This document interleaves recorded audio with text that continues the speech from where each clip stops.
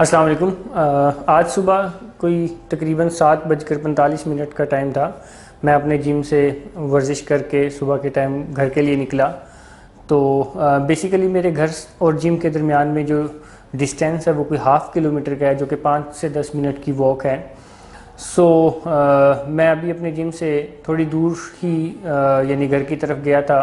और ये वो टाइम भी है जब बच्चे स्कूल जा रहे होते हैं, कॉलेज जाने वाले बच्चे कॉलेज जा रहे होते हैं, यूनिवर्सिटी जाने वाले बच्चे यूनिवर्सिटी जा रहे हैं। मैं अभी जिम से थोड़ा आगे ही आया था कि मैंने एक बच्चे को, जिसकी उम्र कोई अराउंड 12 होगी, 11 साल का होगा या 13 साल का मैक्सिमम होगा, 12 के अराउंड था, मैंने उनको देखा। उन्होंने पीछे अपने स्कूल बैग लटकाया हुआ था और वो अपने स्कूल की तरफ जा रहे थे, मगर बैग उनके पीछे था और उनके हाथ में सिगरेट थी और वो बड़े फ़खरिया अंदाज में स्मोकिंग करते हुए अपने स्कूल की तरफ जा रहे थे। और आजकल ये एक रूटीन की सी बात है, जब आप बाहर वॉक करने के लिए निकलते हैं या किसी पब्लिक प्लेस पर जाते हैं तो इसी उम्र के बच्चे आपको स्मोकिंग करते हुए नज़र आते हैं, जो कि एक काफ़ी तशवीशनाक बात है। वालिदैन को ये सोचने की ज़रूरत है, और वालिदैन का काम ना सिर्फ बच्चों की ज़रूरियात पूरी करना होता है, बल्कि वालिदैन को लाजमी उनकी एक्टिविटीज़ पर नज़र रखनी चाहिए।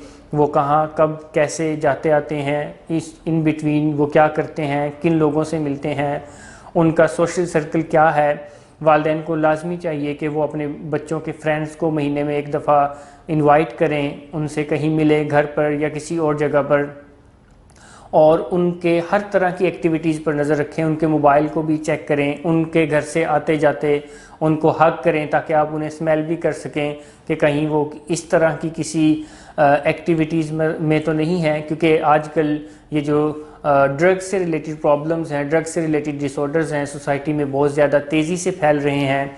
और मुझे याद है जब मैं नया नया इस फील्ड में आया, इट वाज़ अबाउट 2009, तो मुझे पढ़ने को और सुनने को मिलता था कि आज हर फैमिली का बच्चा ड्रग एडिक्शन का शिकार है, और अगले 5-10 सालों में अगर इस पर प्रिवेंशन ना की गई तो हर घर का बच्चा किसी ना किसी केमिकल या नॉन केमिकल एडिक्शन का शिकार हो जाएगा।